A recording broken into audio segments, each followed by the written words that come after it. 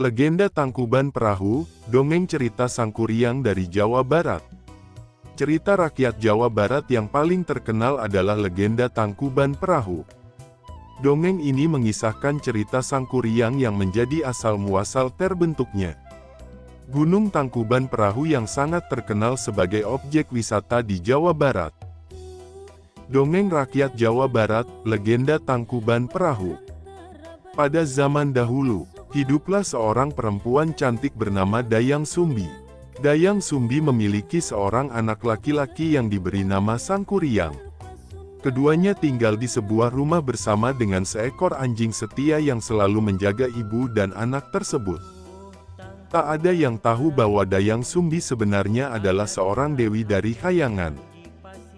Dan anjing bernama Tumang tersebut adalah suaminya. Dayang Sumbi dan Tumang dikutuk oleh dewa karena sebuah kesalahan. Mereka harus turun ke bumi dan tinggal sebagai seorang manusia dan seekor anjing. Keduanya menerima dan menjalani hukuman tersebut dengan lapang dada. Sangkuriang pemuda sangat gemar berburu. Saat berburu, Sangkuriang selalu ditemani oleh Tumang. Mereka berdua sangat cekatan dalam memburu mangsa. Tumang mengejar rusa, babi hutan atau kelinci hingga mereka tersudut. Lalu Sangkuriang menombak hewan buruan tersebut. Hampir setiap selesai berburu, keduanya membawa banyak hewan untuk dimakan atau dijual. Pada suatu hari, Sangkuriang pergi berburu lagi dengan Tumang. Anak muda itu melihat seekor kijang, dan ingin memburunya. Sangkuriang memberi perintah pada Tumang untuk menyergap kijang tersebut lalu mengejarnya.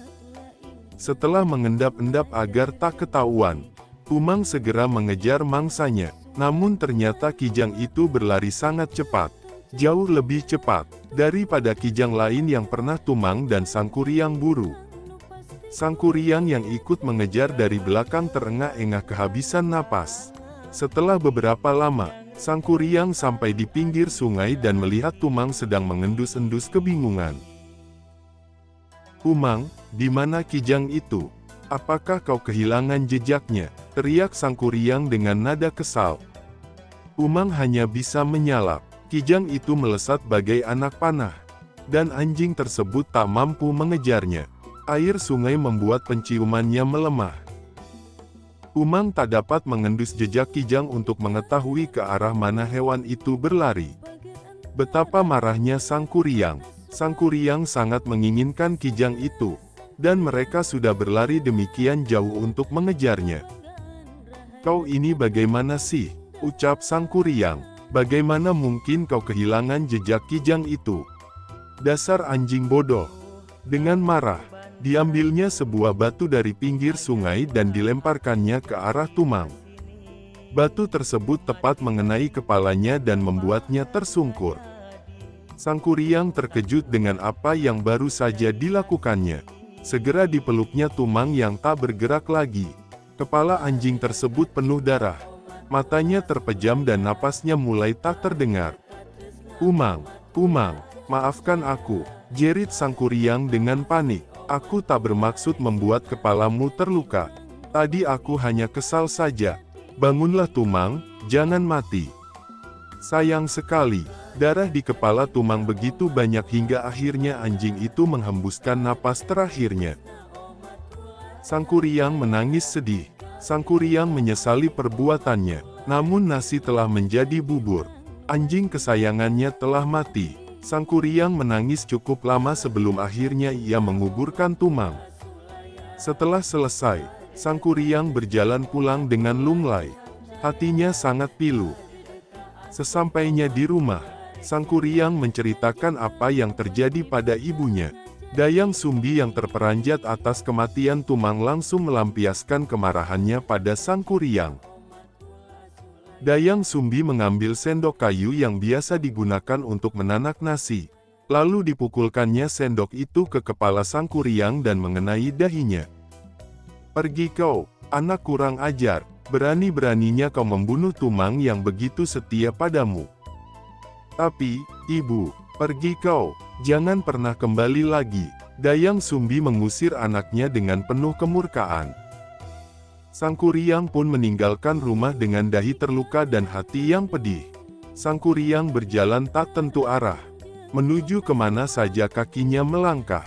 Berkelana dari satu daerah ke daerah lain. Bertahun-tahun Sangkuriang berkelana dan dari perjalanan tersebut ia menimba banyak ilmu dari satu perguruan ke perguruan lain. Selain seorang pemuda yang cerdas, Sangkuriang pun anak seorang dewi. Sehingga Sangkuriang dengan mudah mendapatkan kesaktian dari berbagai perguruan. Semakin hari, kesaktiannya bertambah kuat dan Sangkuriang menggunakannya untuk membantu orang-orang yang kesulitan.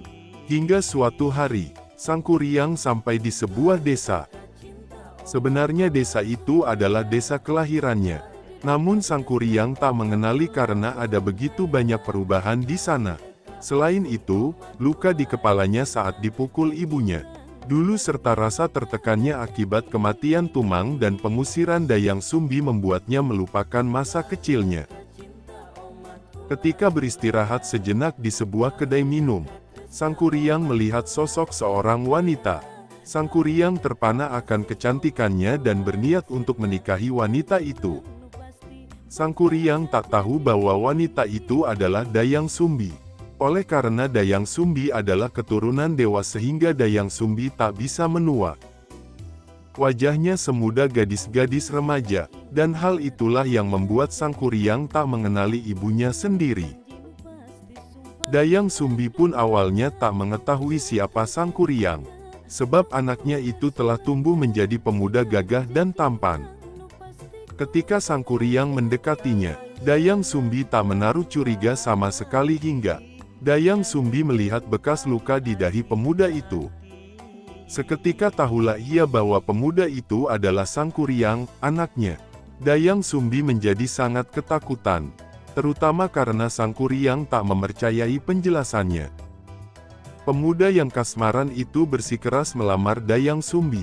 Karena kehabisan akal, Dayang Sumbi pun mengajukan dua syarat.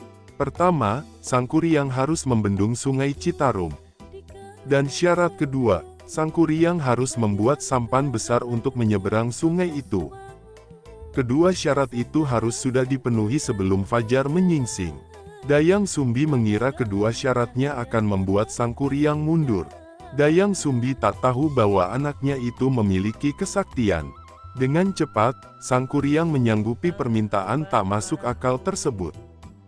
Malam itu Sangkuriang melakukan tapa, mengumpulkan kesaktian dan mengerahkan makhluk-makhluk gaib untuk membantu menyelesaikan pekerjaan membendung sungai.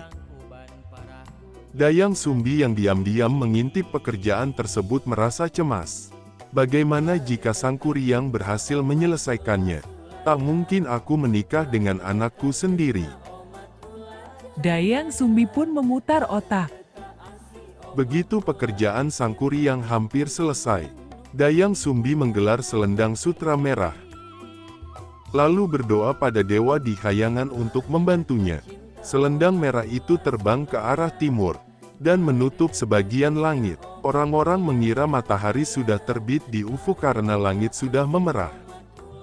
Sangkuriang terkejut dan tak mengira pagi datang lebih cepat dari perkiraannya.